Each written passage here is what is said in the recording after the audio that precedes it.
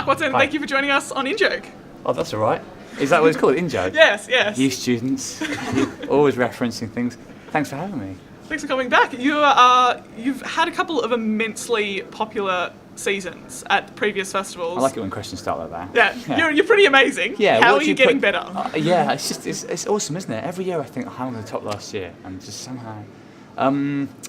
well, I think Melbourne audiences have been pretty nice to me on the whole. Yeah, I mean, I would say last year was...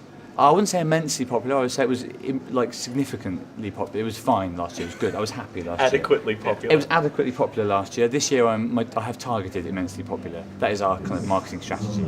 So we're Great. ahead of all these suckers that have targeted disappointing. Yeah. Excellent.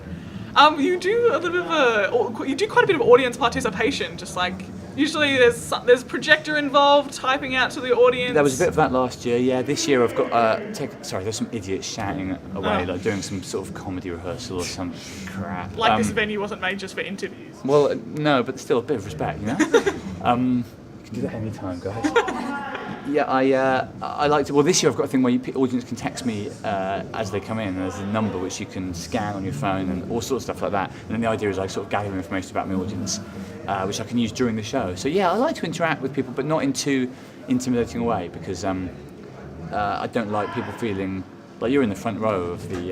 Yeah, I told you before the interview started there when A lot bought of- front row seats. Which is lovely, but a lot of people get those seats and then they realise what it means to be in the front row and they're kind of cowering. I don't really like that. I'd rather people felt kind of relaxed and happy, I suppose, if that's not too much to ask. So I try and interact with people in a way that doesn't make them feel scared. I think there's too many comedy shows where people are sitting there actually scared to move, and it shouldn't be like that. It should be fun. And our show this year is called The Information, Yeah. and all about identity It theft.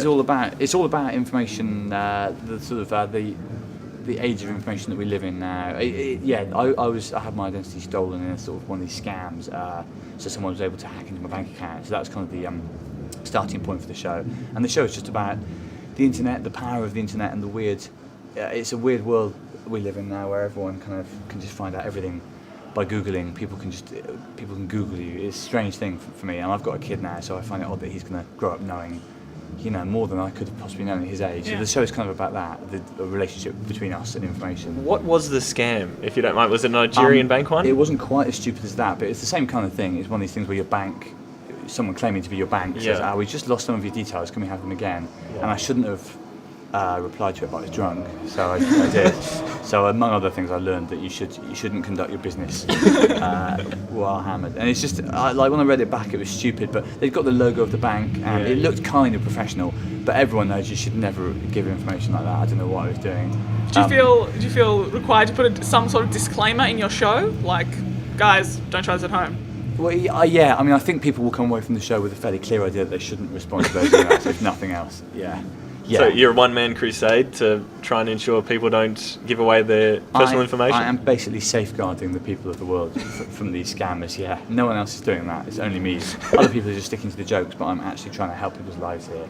So, you can't expect much more than that from a comedy festival show, can you? Mark Watson, safeguarding the audience. You've also got, in your shows, you have quite a bit of energy, and it's peppy, if I may use the word peppy. You may, although it's not worth I hear that often. But yeah, it is peppy, isn't it? Is it coming naturally, or do you try to be energetic? No, it kind of does come naturally, but it's not really my natural state as a human. I mean, I'm sort of noticeably quite downbeat, and but on stage I do go a bit crazy. Yeah, it's like I save up all my energies for that. In fact, I'm quite an introvert in real life, but for that hour a night, I go crazy. So there's no real. I think it would be pretty kind of grating if someone was trying to be like massive energy. It would just it would be annoying. It would just be annoying for me to do that. So the enthusiasm and kind of the manic thing on stage is pretty much accurate. There are some nights when you don't get much energy back from the audience, but on those nights, if anything, you start to overcompensate and go harder. So pretty much, I pretty much am a lunatic, yeah, on stage. It's a weird thing to do. You're full of adrenaline, so almost the only way you can channel that is to just really go in hard, I think. Yeah. And we were speaking with comics earlier just about Melbourne and Melbourne references. How are you with Australian cultural references? Are you pretty much on the ball? Pretty good, I think, because I've been here quite a lot. This is my 6th time in Melbourne, and I've also been to Melbourne in between. So, a lot of British comics come over and start being, Gillard this, Abbott that, and you can pick that up from just reading the paper. But I'm you know, I'm hardcore. I can, you know, I know. Having said that, there's always, you know, Australian culture is quite dense, and a lot of it is unfamiliar. But put it this way, I know who made the finals of the footy last year, and I could predict who will this year. That's the kind of level I'm at. Yeah, You're fine. Very, very impressive. Yeah. Mark Watson, thank you for coming in. Oh, thanks. Just before we go, I did mention earlier that I have a friend of mine who refuses to come to your show with me. She was a friend. Presumably now she's nobody. She's the writer. Any messages for Alex? Her name's Alex. Yeah, Out Alex, there. you're basically dead to your friends now Yeah. and to me. I don't understand what you could be doing that would make you miss that would be more important than the first night of my show. Not even just some night. Like this is the actual premiere of the show, world premiere technically, apart from Brisbane and Adelaide, I guess. But so That don't count. So Alex, basically, you're. And I've never met you, but you're crazy. You're absolutely. You're weird. And if there's any chance you can still backtrack and get a ticket, I really would, because I think this is going to drive a huge wedge between you and was it Madeline?